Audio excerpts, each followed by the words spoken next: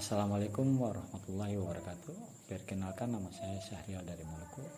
Pada kesempatan kali ini saya ingin menyampaikan rangkuman dari materi keempat pada sekolah paralegal yang disampaikan oleh Pak Sugni Tumi pada hari Sabtu tanggal 14 September 2024. Materi itu terkait persoalan paralegal pidana narkotika, paralegal gugatan sederhana dan prestasi, paralegal gugatan perceraian Islam, paralegal gugatan tata usaha negara, paralegal gugatan perselisihan pemutusan hubungan kerja, dan paralegal permohonan PKPU dan kepailitan. Sebelum saya membahas lebih jauh, perlu saya sampaikan dua jenis paralegal, yakni paralegal yang membuka kantor paralegal mandiri dan paralegal yang bekerja di bawah advokat. Paralegal yang membuka kantor paralegal mandiri adalah paralegal yang secara independen bekerja dan menawarkan layanan hukum tertentu kepada klien tanpa pengawasan langsung dari advokat. Yang kedua adalah membantu dengan tugas administratif dan teknis dalam hukum. Yang ketiga, tidak boleh memberikan nasihat hukum atau mewakili klien di pengadilan atau litigasi.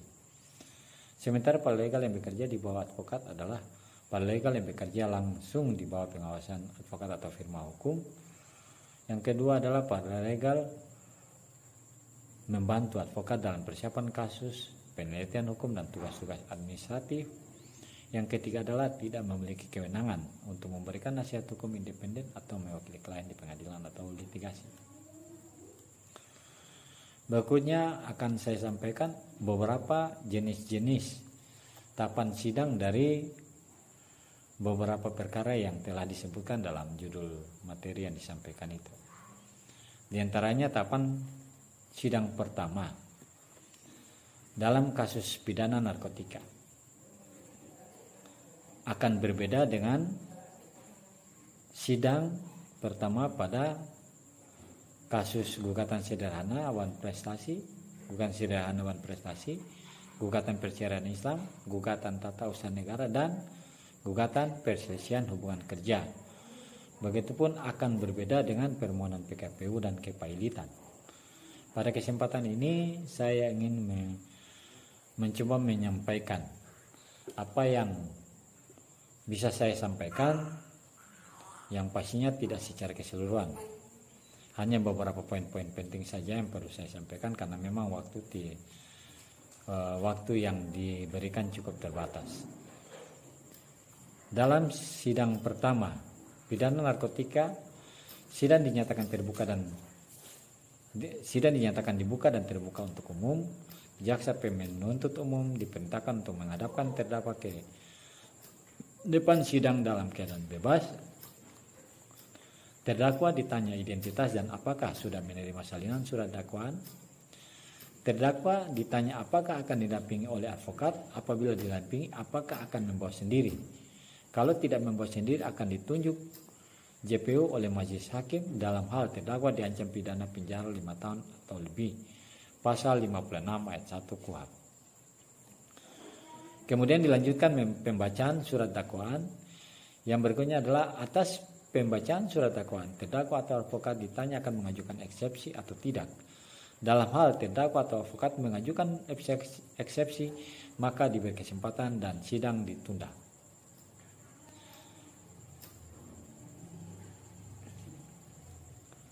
Pada gugatan sederhana dan prestasi, gugatan perceraian Islam, gugatan tata usaha negara, dan gugatan perselisihan hubungan kerja, sidang dinyatakan dibuka dan terbuka untuk umum. Para pihak penggugat dan tergugat diperintahkan memasuki ruang sidang. Para pihak diperiksa identitas dan surat kuasa serta surat izin praktik advokat.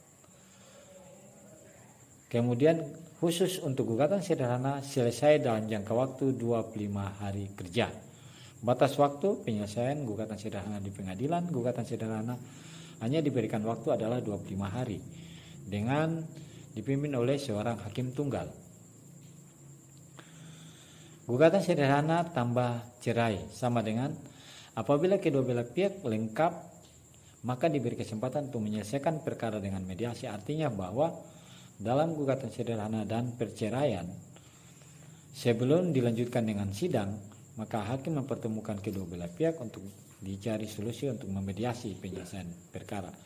Jika penyelesaian perkara itu tidak mencapai sebuah kesepakatan, maka sidang dilanjutkan sampai selesai. Dalam sidang permohonan PKPU dan kepailitan, sidang dinyatakan dibuka dan terbuka untuk umum. Para pihak atau pemohon dan termohon diperintahkan memasuki ruang sidang. Para pihak diperiksa identitas dan surat kuasa serta surat izin praktik advokat. Apabila kedua belah pihak lengkap, maka diberi kesempatan untuk pemohon membaca surat permohonan PKPU atau paili. Termohon diberikan kesempatan untuk mengajukan jawaban dan sidang ditunda. Tahapan sidang kedua. Pada pidana narkotika, sidang eksepsi diajukan oleh terdakwa atau advokat. Jaksa penuntut umum diberikan kesempatan untuk mengajukan tanggapan atas eksepsi.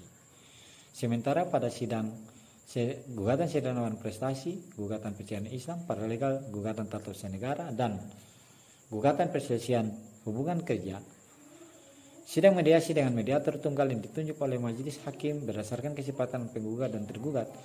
Jika mediasi berhasil, dibuat kesepakatan perdamaian dan disahkan majelis hakim. Sidang selesai. Jika mediasi tidak berhasil, sidang lanjut ke sidang pokok perkara.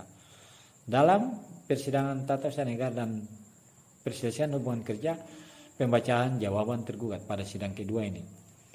Sementara dalam sidang permohonan PKPU dan kepailitan, termohon mengajukan jawaban. Sidang ketiga pada peradilan narkotika, jaksa penuntut umum mengajukan tanggapan atas eksepsi. Sidang ditunda untuk agenda putusan sela oleh majelis hakim.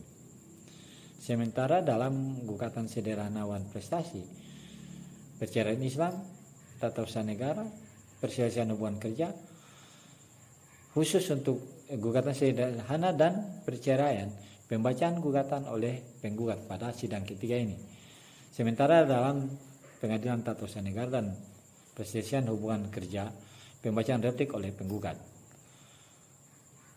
Sementara dalam pengadilan permohonan PKPU dan kepailitan, pada sidang ketiga adalah sidang pembuktian surat tambah saksi tambah ahli jika ada oleh pemohon dan termohon. Pada sidang keempat, pengadilan narkotika, pembacaan putusan sela oleh majelis hakim. Jika eksepsi dikabulkan, majelis hakim sidang tidak dilanjutkan majelis hakim. Jika eksepsi dikabulkan majelis hakim, sidang tidak dilanjutkan. Jika eksepsi tidak dikabulkan majelis hakim, sidang dilanjutkan ke agenda pembuktian.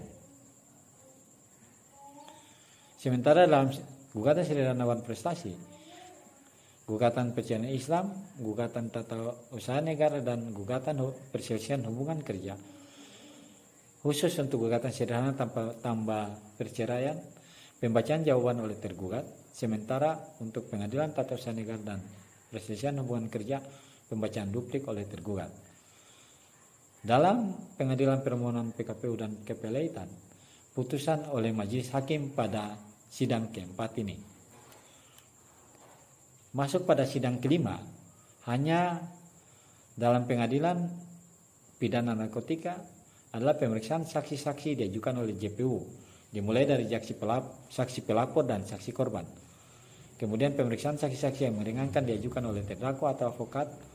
Pemeriksaan saksi ahli yang diajukan oleh JPU dan oleh terdakwa atau advokat. Pemeriksaan bukti-bukti surat diajukan oleh JPU dan oleh terdakwa atau advokat.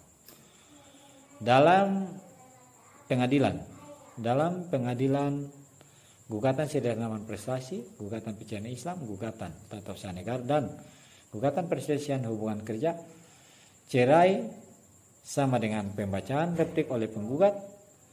Gugatan sederhana tambah tata usaha negara tambah perselisihan hubungan kerja, pembuktian surat tambah saksi tambah ahli jika ada oleh penggugat dan tergugat.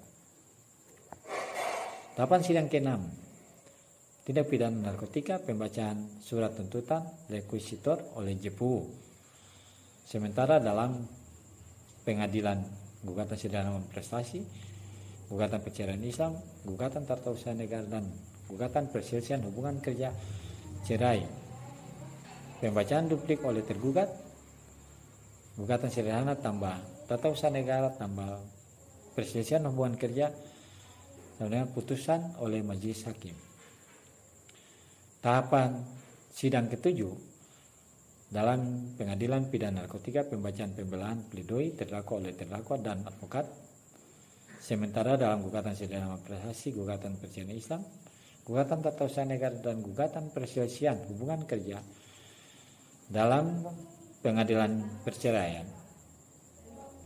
Dalam hal perceraian, pembuktian surat tambah saksi tambah ahli jika ada oleh penggugat dan tergugat. Pada sidang ke-8, tindak pidana narkotika, pembacaan replik dari jaksa penuntut umum. Sementara gugatan sederhana prestasi, gugatan perceraian Islam, gugatan tata usaha negara dan gugatan perselisihan hubungan kerja. Perceraian, putusan majelis hakim.